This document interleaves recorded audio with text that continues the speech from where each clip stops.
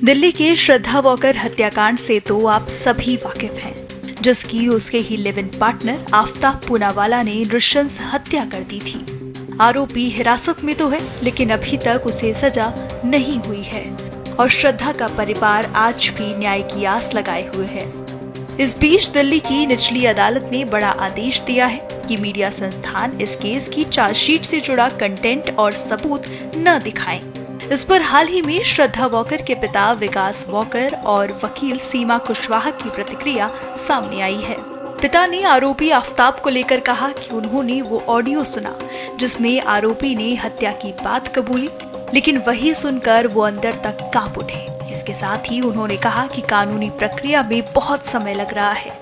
उसने पूरा प्लानिंग करके ये सब किया हुआ है, तो और वो एक्सेप्ट भी कर रहा है कि ये मैंने ऐसे ऐसे किया है, तो उसको कोई पछतावा नहीं इस बारे में। तो मुझे लगता है कि ये इसको फांसी की सज़ा ज़रूर होनी चाहिए। मैं सुनने से भी हैरान हो गया और मैं खड़ा भी नहीं हो पाया, मैं काँप रहा था वहाँ पे। तुरंत मैं सीट पे बैठ के सुन रहा था। मुझे मतलब मैं सिर्फ सुनने की कोशिश कर रहा था, लेकिन फिर भी मुझे बहुत तकलीफ हो रही थी। तभी उसने सब सारे ऐसे जो हत्या की है उस बारे में उसने बताया है, तो मुझे नहीं लगता है उसको इस फांसी के सिवा और कोई सज़ा होनी चाहिए। अगर मैं इतने बार बार वहाँ जाके दिल्ली में जाके ये सब मांग करना और उनको बताना ये सारी चीज़ें, मुझे जो तकलीफ हो रही है उसके बारे में, तो मुझे ऐसा ही लग रहा है कि ये उस हत्या उसने की है और मैं सिर्फ तकलीफ ही उठा रहा हूँ, तो मुझे ही सज़ा हो रही है।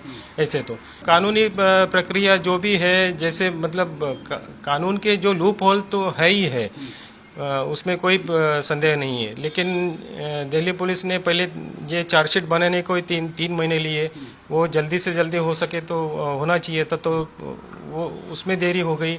उसके बाद अभी ये जो कोर्ट के जो कानूनी प्रक्रिया है उसमें भी अभी दो महीने से ऊपर होने को आए हैं, तो भी अभी वो चार्ज फ्रेम नहीं हो पाई है। तो कहीं ना कहीं ये कानून में जरूर लूप होल्स है, तो उसकी वजह से ये सारी चीजें नहीं हो पा रही है। वहीं वकील सीमा कुशवाहा ने मामले में आए कोर्ट के आदेश को लेकर जानकारी दी। कोर्ट ने रिस्ट्रेन कर दिया है, जितना भी ऑडियो वीडियो जो चार्जशीट का पार्ट है, विजुअल्स थे, उनके लिए रिस्ट्रेन किया है। इवन की चार्जशीट का कोई भी ऐसा पार्ट जो कि सेंसिटिव है और हमारे ट्रायल को इम्पैक्ट कर सकता है, तो उसके लिए रिस्ट्रेन किया है। और भले ही एक चैनल उसको दिखाने की कोशिश कर रहा था, लेकिन ऑल मीडिया हाउसेस के लिए कर दिया। तो मैं कोर्ट का शुक्रिया अदा करती हूँ, क्योंकि मैटर इतना सेंसिटिव है। और एक और चीज़ मैं बताना चाहती हूँ कि जब ये चार्जशीट फाइल हुई थी, उसके बाद भी किसी ने इसका एक पेज जो है वो मीडिया में सर्कुलेट करवा दिया। और जब मेरी कंप्लेनेंट से बात हो रही, जो कि श्रद्धा के फादर हैं विकास जी, वो फेंट होकर के अपने घर में गिर रहे हैं, रो रहे हैं, सडनली उनको मीडिया से पता चलता। तो ये सारी चीज़ें ठीक नहीं है। ने अप्रोच किया था कोर्ट को ये रोक लगाने के लिए? इसमें दिल्ली पुलिस गई है, और दिल्ली पुलिस ने किया था, क्योंकि अब ये स्टेट का मैटर है और स्टेट की ये रिस्पॉन्सिबिलिटी है कि ट्रायल इम्पैक्ट ना करे, कुछ भी निगेटिव इम्पैक्ट ना पड़े उस पर।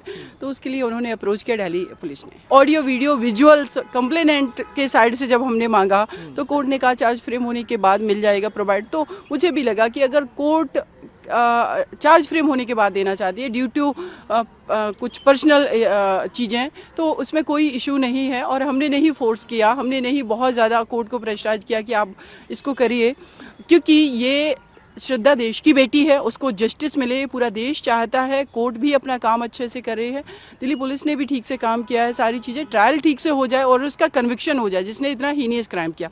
लेकिन अगर कुछ ऑडियो वीडियो विजुअल्स चलाने से निगेटिव इम्पैक्ट पड़ता, तो डेफिनेटली ऐसी चीज़ें नहीं आनी चाहिए बाहर।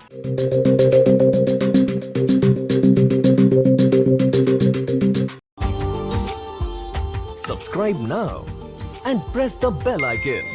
Never miss an update.